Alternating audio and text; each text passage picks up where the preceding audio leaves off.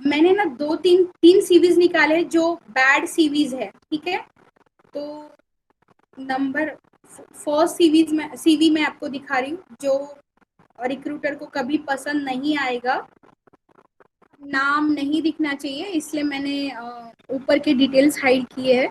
सो यहाँ पे कुछ लिखा नहीं है, ऑब्जेक्टिव वगैरह कुछ भी नहीं है। ये सबसे बैड थिंग है कि आप जैसे 10 12 डी फार्म ऐसे, एंड देन ये जो एक्स्ट्रा के लाइनिंग्स रखे हैं, तो फॉन्ट प्रॉपर नहीं है। तो आपको कैसे, जैसे आपका जो हाईएस्ट क्वालिफिकेशन है ये बी फार्म, ये ऊपर रखना चाहिए, then D pharm, then HSC and then SSC. तो आपको बहुत अच्छे मार्क्स है, लाइक बी फार्म में भी अच्छा स्कोर किया है। ये जो लिखा 8th अपेयरिंग, इस तरह से नहीं होना चाहिए। आपको पूरा प्रॉपरली लाइनिंग वगैरह डालनी है, पहले बी फार्म लिखना है, बी फार्म 8th सेमेस्टर एपेयरिंग, या जो भी कौन का भी एग्जाम दिया है तो अपीयर्ड वगैरह जो कुछ है। उसके बाद आपका 6 एम, फिर 5th, ऐसे इस तरह से आना है, देन आपको ये करना है जब आप एज अ फ्रेशर अप्लाई कर रहे हो। उसके बाद कंप्यूटर प्रोफिशिएंसी डाला है, ठीक है। Paper publication okay. उसके बाद कॉन्फ्रेंस अटेंडेड वगैरह जो डाला। इंटरपर्सनल स्किल्स, तो आपको सबसे पहले इंटरपर्सनल स्किल्स क्या होते हैं? Self confident, determine, hard worker and is not a interpersonal skill. Then ability to handle various different situation, uh, good learner, ability to rapidly build relationship and set up trust। तो इसमें से जो skills लिखे हैं वो सारे interpersonal skills नहीं है। तो आपको लिखना है कि स्किल्ड ये करके आप डाल सकते हो, या अदर स्किल्स करके, बट इंटरपर्सनल स्किल्स में ये सारे स्किल्स नहीं आते। तो ये एक चीज रॉन्ग है। सबसे बुरा है कि जो सीवी है वो जो उसका क्या बोलते हैं, मतलब अलाइनमेंट बिल्कुल प्रॉपर नहीं है। कहीं कुछ फॉन्ट्स यूज किया है, कहीं कुछ फॉन्ट्स यूज किया। बुलेट जो है यहाँ पे, जैसे ये बुलेट यूज किया, यहाँ पे टिक मार्क वाला बुलेट यूज किया है। सारी जो चीजें हैं ये जो है ये प्रॉपर इसमें नहीं है। जैसे इसका जो है सीवी का जो फॉर्मेट है वो हमेशा टाइम रोमन में होना चाहिए, और ये जो है उसका 12 होना चाहिए। अलाइनमेंट प्रॉपर होना चाहिए। आप एक ही बुलेट यूज करो। देन ये डिक्लेरेशन दिया है, तो इस तरह से डिक्लेरेशन नहीं देना चाहिए। तो आपका ये जो सीवी है ये वन काइंड ऑफ बायोडाटा जैसा है। इससे अब मुझे ये नहीं पता चल रहा है कि आपको कौन सा जॉब चाहिए, या आपने कौन सी जॉब प्रोफाइल के लिए अप्लाई किया है। तो नो वन, मतलब, और इससे कोई इंटरेस्ट डेवलप नहीं हो पा रहे एचआर का कि भाई इस बंदे को मैं कौन से इसमें ले सकती हूँ, ठीक है। तो ये इस तरह से सीवी आपको नहीं बनाना है। दूसरा सीवी मैं बताने जा रही हूँ।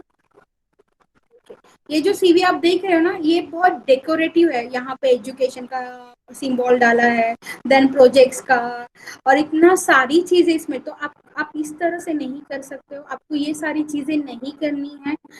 ये स्टार मार्क दिया है, और सब कुछ डाला इस सीवी में, आपको हर चीज मिलेगी। उनको उन्होंने क्या क्या अभी तक किया है वो सारी चीजें, किसके मेंबर है, क्या अचीवमेंट हुआ है, क्या प्रोजेक्ट्स किए हैं, रेफरेंसेस भी दे दिए, रेफरेंसेस के मोबाइल नंबर्स भी दे दिए हैं। एकेडमिक में उन्होंने अभी तक क्या क्या किया है, इतना सारा, जितने वेबिनार्स ये वो, और हर अलग अलग वेबिनार्स भी जो उन्होंने दिए हैं वो भी इन्होंने दिया है। फॉन्ट का साइज प्रॉपर नहीं है। तो आप अभी मैं एचआर हूँ तो मुझे सबसे पहले देखना पड़ेगा कि भाई इसने क्या क्या किया है जो मेरे यूज का है। लाइक अगर क्लिनिकल रिसर्च में इस बंदे को मुझे पीवी में लेना है, या ये पीवी के लिए इंटरव्यू के लिए आ रहा है, तो मुझे ये पहले देखना पड़ेगा पीवी से रिलेटेड इसने क्या किया। उतने 2 पेजेस के सीवी में मुझे वो सारी चीजें। तो आपका सीवी, अगर आप मैन्युफैक्चरिंग के लिए जा रहे हो और आपका जो प्रोजेक्ट आपने एमफार्म में किया वो उससे रिलेटेड है तो आप वो डालो। आप क्लिनिकल रिसर्च में जा रहे हो, वो प्रोजेक्ट जो है वो उससे रिलेटेड ही नहीं, दो आपने किया है इसलिए आपको नहीं डालना चाहिए। आपको आपके जॉब से रिलेवेंट थिंग्स ही मेंशन करनी है। और सीवी बहुत सिंपल होना चाहिए, इस तरह से उसमें डिजाइन या बड़ा छोटा फॉन्ट, अलग अलग बुलेट और ये सब चीजें नहीं करना चाहिए। वो चीज ना आपकी इमेच्योरिटी और आपका ओवर कॉन्फिडेंस शो करता है। सी आप जब भी बाहर निकलोगे कॉलेजेस से, तो हर एक जन, आप बताओ या नहीं बताओ तो भी आपको ऑब्जर्व कर रहा है। तो आपको ये सारी चीजें बहुत ही सोच समझ के करनी चाहिए। मैं थर्ड सीवी आपको दिखा रही हूँ। तो ये जो है ना, ये बहुत ही सिंपल सीवी है। ये थोड़ा सा एक्सपीरियंस वाला सीवी है, ठीक है। बट इन्होंने क्या किया है, ऊपर अपना वो सब डिटेल्स डाले, देन ऑब्जेक्टिव डाला है, देन एजुकेशनल क्वालिफिकेशन डाला। जब आप एक्सपीरियंस होते हैं तो आपको यहाँ पे आपका एक्सपीरियंस मतलब प्रोफेशनल एक्सपीरियंस यहाँ पे डालना है। तो आपका करंट जो जॉब प्रोफाइल है वो आप कितने मतलब कब से कब तक कर रहे हो या आपका कंटिन्यूशन में, वो डालना है, ना कि आपका एजुकेशनल क्वालिफिकेशन डालना है। यहाँ पे आप अपना एक्सपीरियंस डालोगे, प्रोफेशनल एक्सपीरियंस मतलब आपका या करंट कंपनी के डिटेल्स डालोगे। देन इन्होंने फिर ये एडिशनल क्वालिफिकेशन डाला है। तो मुझे एक चीज समझ में नहीं, educational qualification then additional qualification ऐसा नहीं करना चाहिए था, इसी में आपको डालना था, ठीक है। और जब आप एक्सपीरियंस रहते हो तो आपको ऐसे 10-12 का नहीं डालना चाहिए, डायरेक्ट आपका BSc and then post graduation. और आपने जैसे ये सर्टिफिकेशन किए है, ये आपको जैसे आपका एक्सपीरियंस, उसके बाद आपको ये डालना चाहिए कि मैंने ये चीजें की है, सर्टिफिकेशन कोर्सेज। देन उन्होंने डाला इंटर्नशिप। अगर आप करंटली वर्क कर रहे तो आपने इंटर्नशिप किया या नहीं किया उसका कोई इतना ये नहीं रहेगा, वो कोई एडेड बेनिफिट्स वाली चीज नहीं है। हाँ, अगर आप फ्रेशर हो, फर्स्ट टाइम अप्लाई कर रहे हो, that time you should have to mention in about your internship. Then उन्होंने फिर कहाँ जॉब किया वगैरह वो सब डाला है। नीचे वाला करंटली यहाँ मतलब 2019 कब से कब तक, कोई मंथ का वगैरह ये नहीं है। और ये जॉब 2019 में कब ज्वाइन किया था, तो बीच में गैप है नहीं है, कुछ भी नहीं समझ रहा। अगर आप करंट जॉब जो कर रहे हो वो ऊपर होना चाहिए, और जो आपका प्रीवियस जॉब प्रोफाइल है वो नीचे होना चाहिए। देन उन्होंने प्रोजेक्ट्स के बारे में डाला है, बट बिल्कुल अच्छे से नहीं डाला है, एकदम सिंपल सिंपल एक लाइन में, और बहुत सारे गलतियां है। तो इस तरह से सीवी में आपकी कोई भी गलती नहीं होनी चाहिए, कोई भी स्पेलिंग मिस्टेक नहीं होना चाहिए। देन पर्सनल डिटेल्स डाले, देन स्ट्रेंथ डाले। तो ये स्ट्रेंथ और उनके जो जॉब प्रोफाइल है उसके लिए मैच नहीं करते हैं। और ये बिल्कुल भी नहीं लग रहा है कि 3-4 साल एक्सपीरियंस पर्सन का सीवी है, बहुत कैजुअल सीवी है। तो आगे वाला यही कंसिडर करेंगे कि बहुत कैजुअल पर्सन है। सी आपकी हॉबीज कुछ भी हो, आपकी हॉबीज क्रिकेट हो, ईटिंग हो, डांसिंग हो, पर आपको डाली वही है जो आपके जॉब्स के लिए या जो करंट आपका डेजिग्नेशन है उसको सपोर्ट करने वाली, या ऐसा कोई चीज आप में होनी चाहिए या आपको लिखनी चाहिए जो उसको, नहीं तो मत लिखो आपका cricket and dance what will help in this job profile, कुछ भी नहीं करेगा, तो why should you have mention. Then ये लोग, बहुत सारे लोग ये डिक्लेरेशन देते हैं ना, ये गलत है कि मैंने जो बताया है वो सही बताया है। तो छुपाया क्यों है यहाँ पे? अगर तुम, जब तुम सही बता रहे हो तो छुपा के मत बताओ ना, तुमको सारी चीजें बताने चाहिए, कब से कब तक तुमने कौन सा प्रोजेक्ट किया था, नॉन इंटरवेंशनल का मतलब क्या है, आपको सारी चीजें प्रॉपरली लिखनी है। तो इस तरह का सीवी कभी भी सिलेक्ट नहीं होगा, आपको कोई भी इंटरव्यू के लिए नहीं बुलाएगा।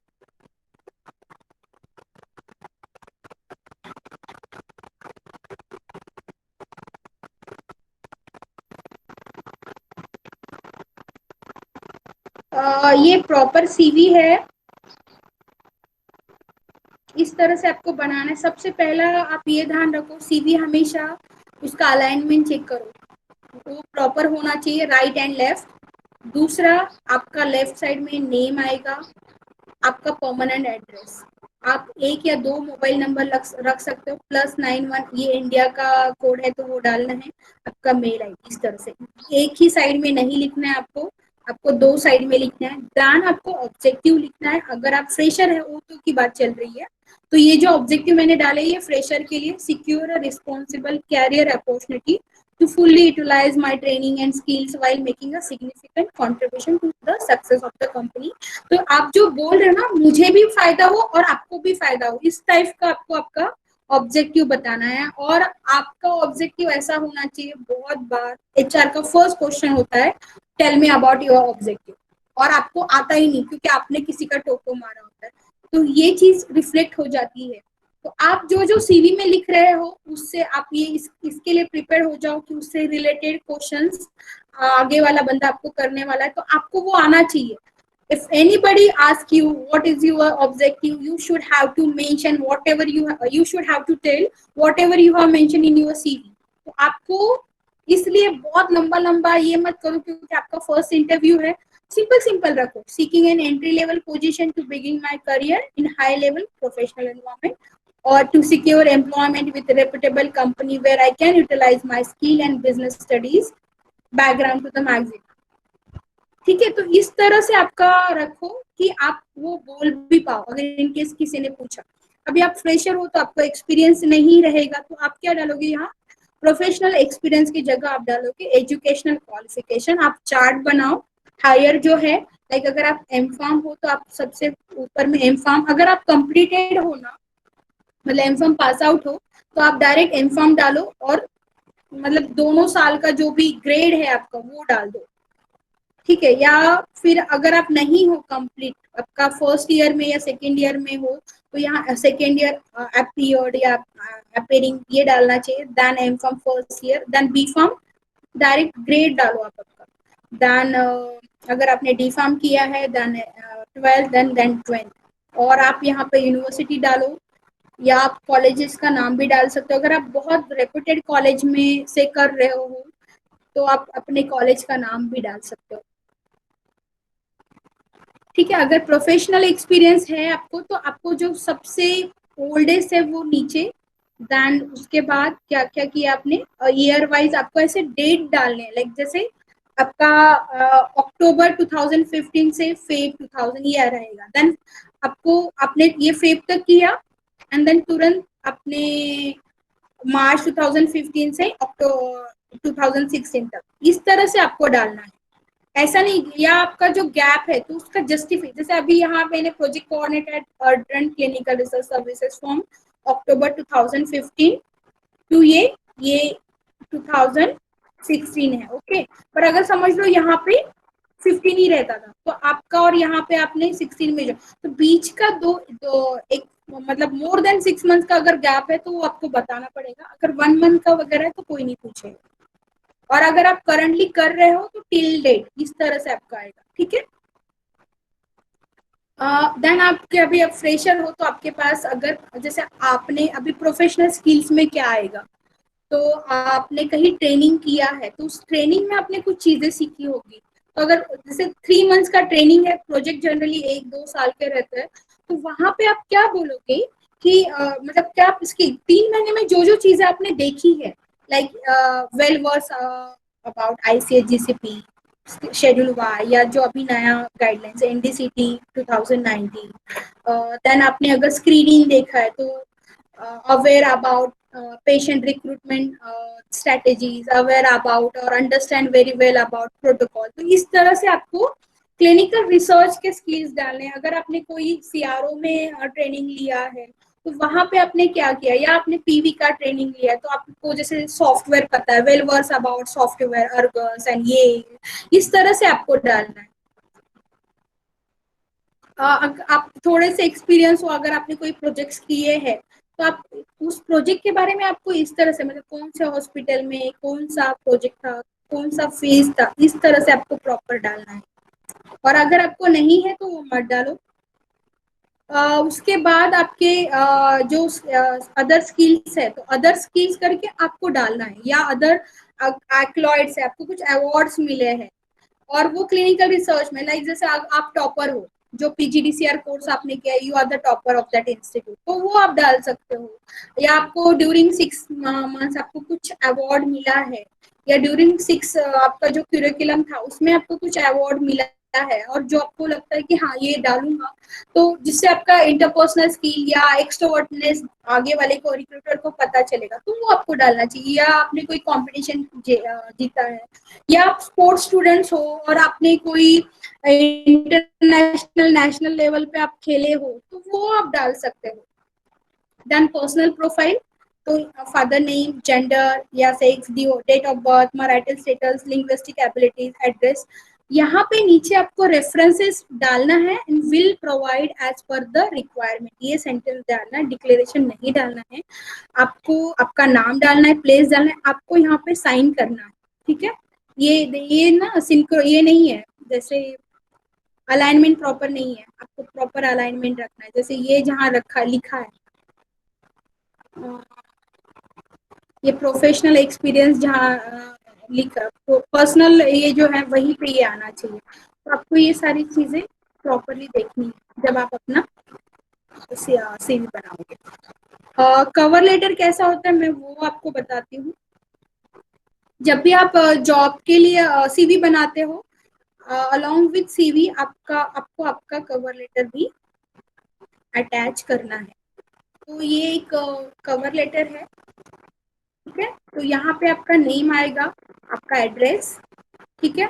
आपको यहाँ पे डेट डालनी है, ठीक है। तो मैंने ये यहाँ पे मेंशन किया कि आपको डेट डालनी है करके। आप राइट हैंड साइड पे, यहाँ जो मेरा कर्सर है, यहाँ पे आपको डेट डालनी है, आपको राइट हैंड साइड एकदम कॉर्नर में। देन आप टू द मैनेजर, अगर आप मैनेजर को लिख रहे हैं या आपको कंपनी हेड को लिख, जिसको भी आप ये कर रहे हैं, तो उनको उनका डेजिग्नेशन आपको डालना है और उनका नाम डालना है, ठीक है। या सॉरी जिसके लिए, जैसे डायरेक्टर है या मैनेजर है या लीड है, जो भी है उनका डेजिग्नेशन डालना है, उनका नाम डालना है, डेजिग्नेशन डालना है। और या नहीं पता है नाम, तो जस्ट टू द मैनेजर और नीचे कंपनी का नाम डालना। लाइक अगर आप मुझे भेज रहे, आपको मेरे बारे में कुछ नहीं पता है, तो आप क्या डालोगे, to the manager, Canvas clinical research services private limited, ठीक है। आपको ये भी नहीं पता कि जिसको आप लिख रहे हो वो मेल है या फीमेल है, तो आपको सी कॉर्पोरेट का कल्चर है, आप डायरेक्ट डियर लिख सकते हो। बट आप अगर कॉर्पोरेट कल्चर में नहीं, आप हॉस्पिटल्स के लिए या छोटे ऑर्गेनाइजेशन के लिए कर रहे हो, तो वहां पे आपको रिस्पेक्टेड सर एंड मैडम लिखना है। पर अगर आप टीसीएस जैसी कंपनी में ये करें, इवन तो टीसीएस में आप कितने भी बड़े छोटे हो, they call you your from your first name, तो डिपेंड्स है कि आप कहाँ अप्लाई कर रहे हो, उस हिसाब से आपको ये करना है।